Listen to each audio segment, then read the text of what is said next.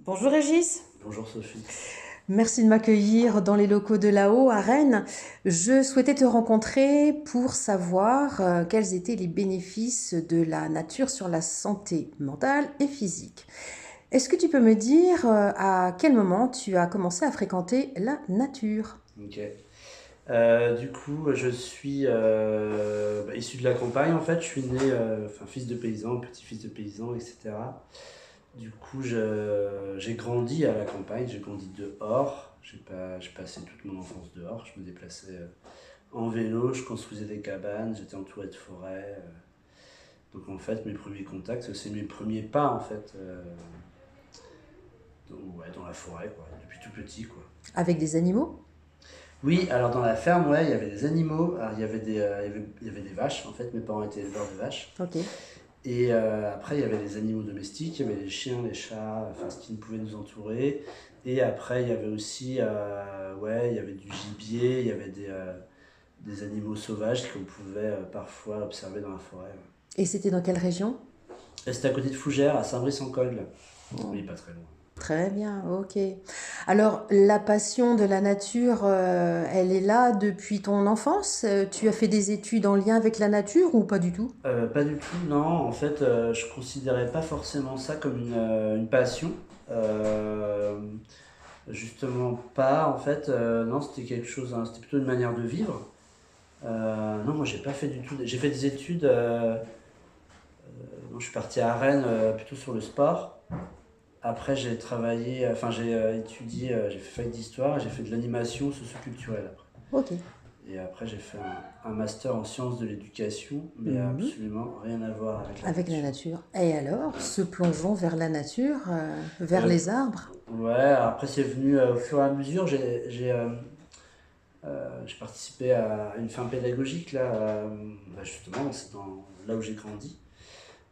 Après avoir fait après avoir découvert le monde, on va dire, pendant quelques années, je suis revenu en fait dans la ferme familiale et la ferme péda. Et après, oui, c'est sûr que je me suis jamais revendiqué éducateur à l'environnement, des choses comme ça, parce que j'ai toujours considéré le social comme quelque chose de, je peux le dire peut-être que de plus important, ou en tout cas, je critiquais beaucoup la dissociation entre l'environnement et le social.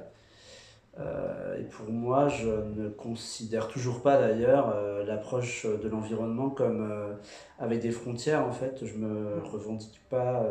C'est pour ça que j'aime bien le terme vivant, qui me convient beaucoup mieux parce que il est en mouvement, il considère les humains au même titre que les animaux et que les autres êtres vivants, les arbres, toute la biodiversité.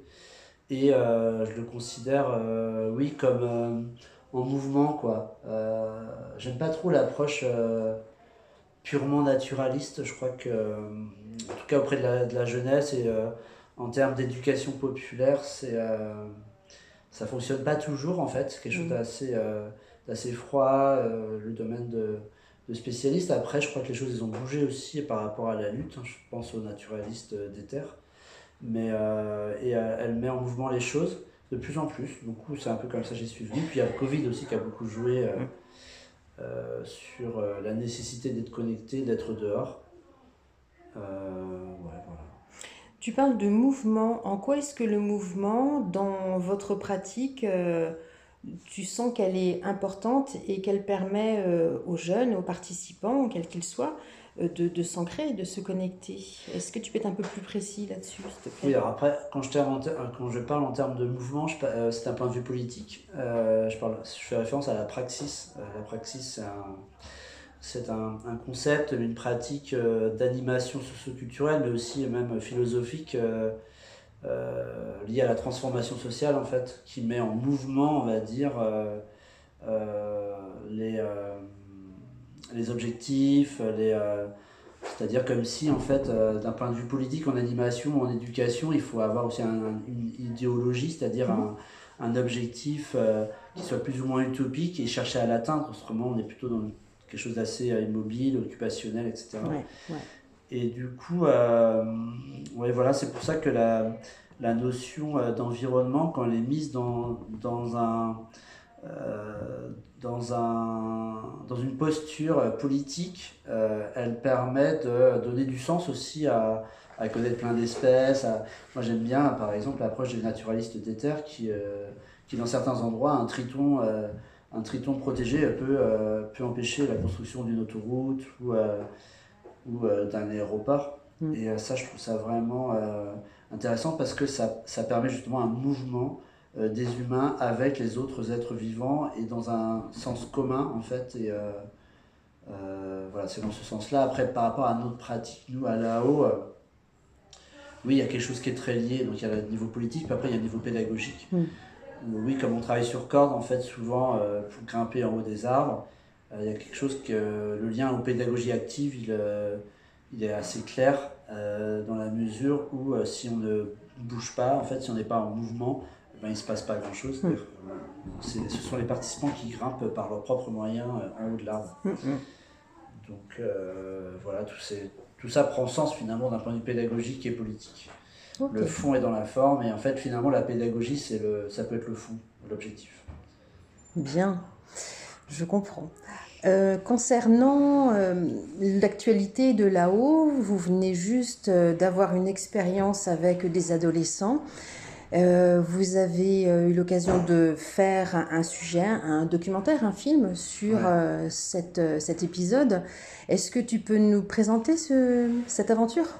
Ouais, alors après ça fait quand même depuis longtemps qu'on travaille avec des jeunes, mais avec différentes sortes de projets. Et le projet Baron Perché, là, auquel tu fais référence, il est né quand même il y a 3 ans. On avait déjà grimpé il y a 3 ans plusieurs jours sans toucher le sol. À l'époque c'était 3 jours. Et là effectivement, l'été dernier on a grimpé 4 jours dans un arbre principal, mais aussi il y avait des arbres autour. Sans toucher le sol, avec l'objectif de en fait justement s'offrir une parenthèse, quelque chose qui soit, il y a un volet un peu extraordinaire, enfin il y a plein de choses à raconter sur ce projet-là, mais après travailler avec des ados, l'idée aussi c'était de capter des ados, leur donner envie, et du coup on est arrivé sur quelque chose d'assez atypique, qui soit assez attractif pour pouvoir leur donner envie de venir en fait tout simplement. Et souvent, si, il y a quelques activités qui le permettent, je pense au surf, au vélo, des activités de plein air comme ça qui fonctionnent assez bien. Et c'est vrai que celle-ci, en plus, la grimpe d'arbre, elle n'est pas forcément justement... il y a peu de possibilités d'itinérance, par exemple, choses comme ça. Oui, vous êtes sur un lieu fixe et vous n'en bougez pas, en gros. Ouais, voilà, c'est ça. C'est ça. Et finalement, c'est très intéressant de pouvoir chercher ce que ça peut provoquer chez les jeunes. Complètement. Alors du coup, cette activité, on va dire immobile, suspendue dans un arbre, un gros pépère de 30 mètres, d'après ce que j'ai entendu, comment s'est passée cette approche pour les ados ? Est-ce qu'il y a eu un avant ? Est-ce qu'il y a eu un après pour eux ? Vous, en tant qu'accompagnateur, éduc. Ouais. Après, c'est difficile de répondre à cette question. Parce que c'est impossible de répondre à cette question de toute façon. Et puis il faudrait aussi mesurer, leur poser la question aussi à eux. Pourquoi ? Parce qu'en fait, quand on travaille sur ce projet-là, il y a plein de dimensions. Il y a des dimensions pédagogiques, psychologiques, émotionnelles. Il y a vraiment beaucoup de choses en termes de connaissances aussi, etc. Mais, et aussi qui prennent effet à des moments différents. Il y a le moment, puis il y a des choses individuelles et collectives, et il y a aussi il y a le moment proche en fait. Et puis après, l'idée aussi c'est qu'il y a des choses qui se passent dans le temps, et dont à la fois nous, observateurs, éducateurs, et puis à la fois les jeunes eux-mêmes, n'ont pas forcément conscience en fait. Oui. Et c'est ça qui est intéressant. Moi je me présente pas comme un scientifique, et ça m'intéresse un peu moins.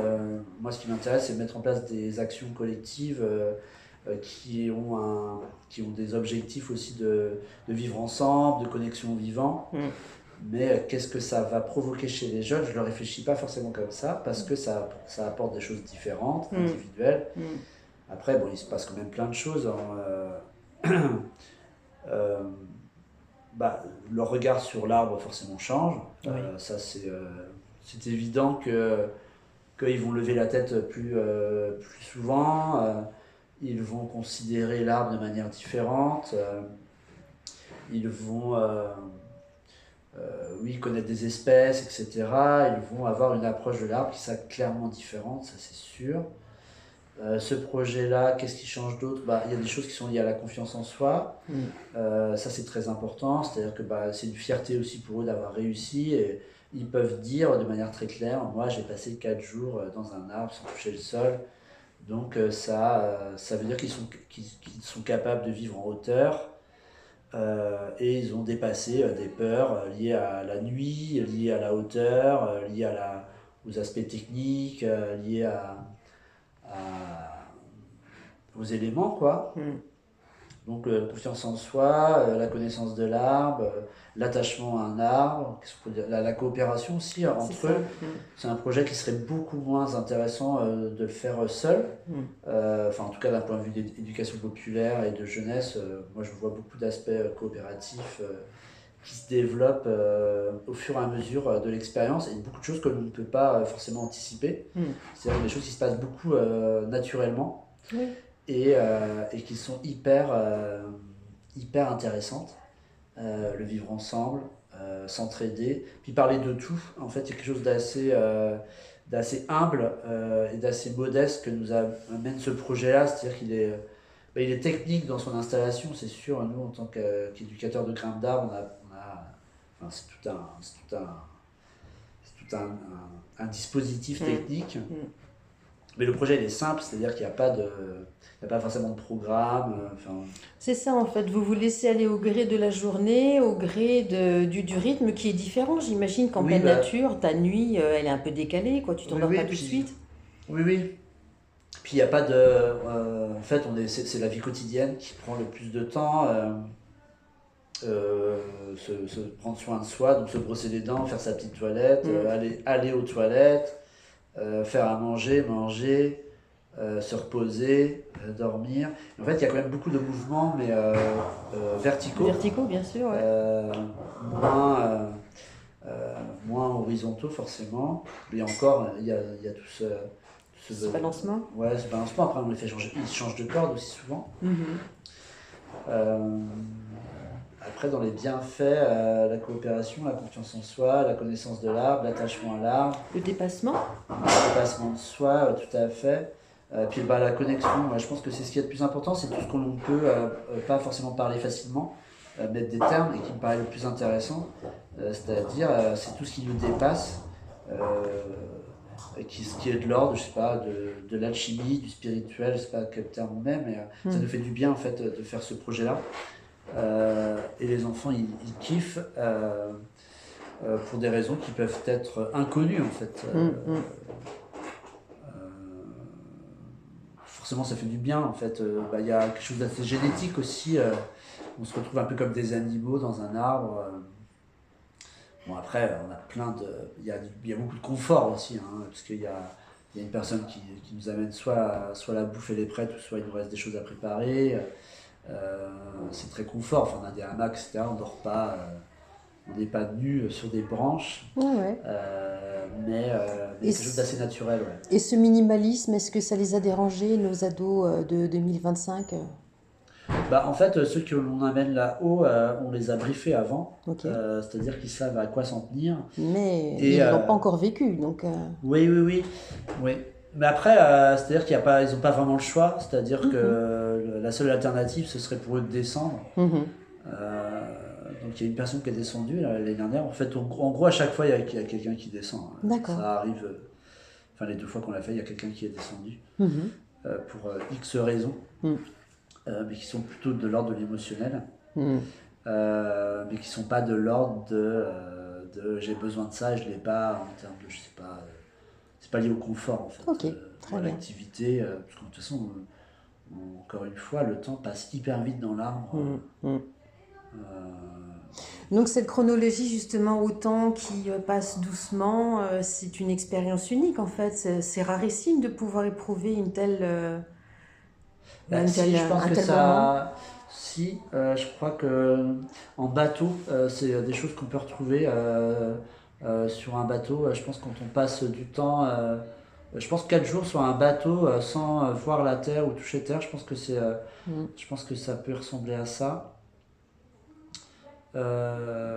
Oui, Ouais, je pense que c'est ce qui s'en rapproche le plus, le bateau. Non, j'ai pas prévu de rencontrer de marins. Ah, Je suis plutôt intéressée aux arbres et à la nature, mais ouais, effectivement, ce sera peut-être un autre volet, mais je suis pas du tout bah spécialiste. oui. Mais je pense que c'est ce qui doit ressembler le plus, ouais. Mhm. Ok, très Ouais. bien. Alors, concernant cette expérience, est-ce que vous allez la renouveler? Oui, oui, bien sûr. Du coup, on y travaille et du coup, ça va avoir lieu, oui, cette année de nouveau. Après, de manière un peu différente, on va changer d'endroit Mhm. euh, pour différentes raisons, mais notamment, on cherche des endroits où, là, on était en pleine forêt et il y avait sans doute du gibier, mais l'entendait ou on le voyait peu parce que finalement, on est perché dans l'arbre. Et on avait peu d'oiseaux finalement au cœur de la forêt. Il y D'accord. a pas tant d'oiseaux que ça. Les oiseaux sont surtout, À la lisière? bah oui. Mhm. Du coup, là, on a choisi un endroit plutôt plus proche de l'eau et où on attend, ouais, plus de connexion aux animaux. Et aussi, il y a un GR qui passe pas loin. Ok. Et on aimerait aussi avoir un plus d'interaction avec les gens sur des moments donnés. Mhm. Parce que forcément, la nuit, il y aura sans doute pas grand monde. Mais, et de pouvoir, c'est aussi pour que les jeunes puissent être amenés à s'exprimer sur ce qu'ils vivent au fur et à mesure du Mhm. séjour. Mhm. Parce qu'ils ont effectivement du mal à le faire. Alors, je ne sais pas si c'est intéressant, mais moi je cherche à dynamiser aussi le truc pour qu'ils arrivent peut-être de plus en plus à mettre des mots quand même, ou à être valorisés, simplement interagir avec des gens. Je pense que ça peut apporter quelque chose de supplémentaire. Ok. Histoire de conscientiser un peu plus leur expérience sur le moment, Oui, puis peut-être. aussi changer l'image des jeunes peut-être auprès de certains adultes. Mhm. Euh, et puis, ouais, de les rendre fiers de ce qu'ils font aussi. Parce que c'est pas rien, c'est hyper engagé en fait, Je physiquement trouve. et mentalement Ouais. de faire ça. Bon, après, c'est pas non plus un exploit. Oui, Il y a des mais exploits beaucoup plus grands que ça, mais c'est pas rien, oui, c'est sûr de ouais. passer 4 jours comme ça, perchés dans les arbres. Mm. Bah, enfin, ils s'en rendent pas compte, Non. justement, donc c'est ça qui peut être intéressant, qu'il y ait des gens qui leur renvoient ça, quoi. Mm. Je suis d'accord. Mm. Ok. Donc, ce sera pour quelle période en Bah, 2026? c'est toujours la même période, c'est la première semaine des vacances scolaires, des grandes Des vacances. grandes vacances. Ok, Ouais. très bien. Donc, si on veut y participer, on vous contacte. Oui, alors après, l'idée est on cible les jeunes des quartiers rennais, en particulier de Clenay, puis après on s'étend à tous les autres quartiers. On aimerait bien avoir un gros vivier en fait à ce niveau-là, des filles et des garçons, et après bah, c'est ouvert plus largement à d'autres jeunes pour qu'il y ait aussi une forme de mixité. Mm.